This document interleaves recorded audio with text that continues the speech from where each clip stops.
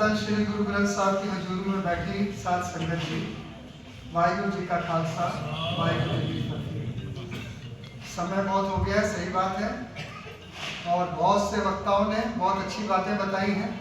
साखियों का अब समय नहीं है, लेकिन मैं दो तीन बिंदुओं पर आपका ध्यान आकर्षित करना चाहूँगा। आज हम साहिबजादों की शहादत के ऊपर उनको नमन करते हुए श्रद्धांजलि स्वरूप ये कार्यक्रम कर रहे हैं। साहिबजादे उस पिता के सपूत थे जिसके बारे में अल्लाह यार खान जोगी कहता है, करतार की सौगंध हो, करतार की सौगंध है, नानक की कसम है, जितनी भी हो गुरु गोविंद की तारीफ वो कम है। ये बात क्यों कहता है, इस बात को समझना बहुत जरूरी है। दुनिया में बहुत बड़े बड़े विद्वान हुए, बहुत बड़े बड़े योद्धा हुए, संत हुए, भक्त हुए,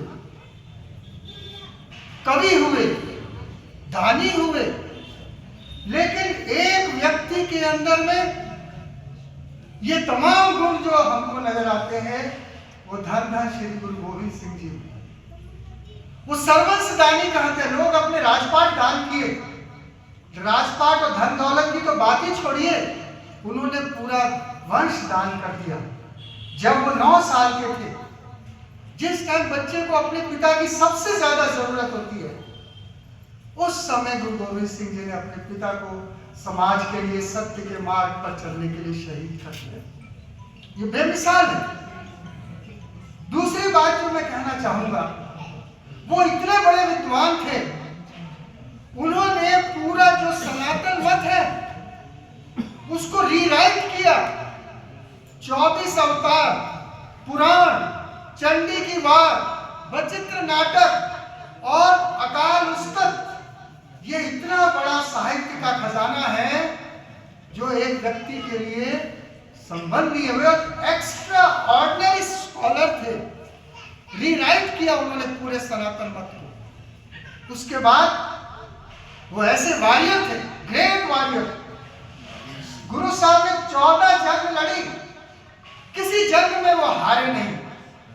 और उन्होंने जो बोला, 5-5 सिंह, लाखों की फौज में चमकौर की गढ़ी में लड़े।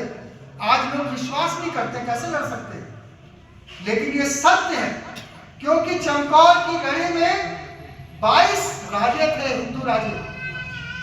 चंपा का राजा था, चमोली का राजा था, आसपास के जितने इलाके हैं 22 हिंदू राजे थे और 13 मुगल शासक थे। उसमें पेशावर के सूबा था, सरहिंद का सूबा था, मलेरकोटला का सूबा था, लाहौर का सूबा था, अमृतसर का सूबा था, दिल्ली का सूबा था। ये तमाम 13 मुगल सम्राट, जिनके सूबेदारों के पास कम से कम यदि 5000 की भी फौज होगी तो 5.5 लाख से ज्यादा हो जाती है। और 22 धार के राजा के पास यदि 2-2 हजार सैनिक भी होंगे तो वो भी 4.5 लाख से ज्यादा हो जाते हैं। जो ब्रिटिश इतिहासकार मैकलिफ लिखता है, वो बोलता है कि कम से कम 2 लाख से तो ज्यादा ही थे। चलो मान लिया जाए, 5-5 सिंह लड़ रहे थे। और महाभारत में एक जिक्र है, जब युधिष्ठिर जाते हैं वनवास में तो यक्ष उनसे प्रश्न करता है, संसार का सबसे बड़ा शोक क्या है? तो युधिष्ठिर कहते हैं, संसार का सबसे बड़ा शोक है पिता के सामने उसके पुत्र की मृत्यु। और गुरु गोविंद सिंह जी, जैसा हमारे मिश्रा जी ने बताया कि चमकौर की गढ़ी कोई किला नहीं था, एक हवेली थी ऊंचाई पर, और उस हवेली की जो कंगूरे थे उस पर बैठ के गुरु गोविंद सिंह जी तीर छोड़ रहे थे और अपने पुत्रों को शहीद करते हुए देख रहे थे। कितना बड़ा जिगरा, कितना बड़ा कलेजा था गुरु गोविंद सिंह जी का। इतिहास में वो मिसाल कहीं नहीं मिलती एक व्यक्ति के अंदर। और उसके बाद इतना बड़ा हौसला। वो कहते हैं जब चमकौर की गढ़ी छोड़ के निकलते हैं, तब वहां पर वो आनंदपुर अपना वहां से निकल के दानापिंड में जाकर वो जफरनामा लिखते हैं, जिसको कहते हैं विजय पत्र। जिसके पास सेना नहीं है, कोई व्यक्ति नहीं है, कोई फर्श नहीं है, बैठने के लिए गलीचे नहीं है, सब कुछ खत्म हो गया है, उसके बाद उनका क्या हाई मॉरल था, वो विजय पत्र लिखते हैं। और किसको? उस वक्त के हुकूमत, उस बादशाह को, औरंगजेब को लिखते हैं जफरनामा में, न साजो न बाजो न फौजो न फर्श, खुदा बंद बख्शिंदे ऐश अर्श। ऐ वक्त के बादशाह औरंगजेब, आज मेरे पास ना तो फौज है, ना घोड़े हैं, ना बैठने के लिए गलीचे हैं, उसके बावजूद मैं बड़े सुख से हूं, क्योंकि खुदा की कृपा जिस पर होती है वो हमेशा आनंद में रहता है। और तू हार गया है औरंगजेब, क्योंकि तूने कुरान शरीफ की झूठी कसम खाई। आपको मालूम है आनंदपुर साहब में कुरान शरीफ पर दस्तखत करके औरंगजेब बोलता है कि गुरु गोविंद सिंह किला छोड़ दो, मेरे लोग तुम्हारे पीछे नहीं आएंगे। तो बोलते तू झूठा है, तू इस्लाम का पाखंड करता है, तू इस्लाम को भी नहीं मानता है। और उसको 112 उसमें श्लोक है जफरनामा, और उसमें एक एक करके उनको पूरा इतना जलील करते हैं, लास्ट में बड़े पश्चाताप से भर जाता है। तब वो गुरु गोविंद सिंह जी को मिलने की इच्छा जाहिर करता है।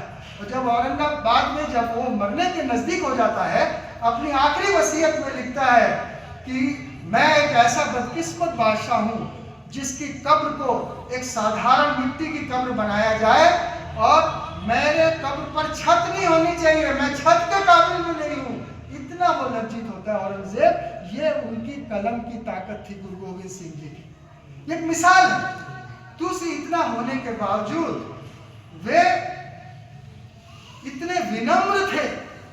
कहते हैं इन्हीं की कृपा से सजे हम हैं, अपने सिखों को बोलते हैं, इन्हीं की कृपा से सजे हम।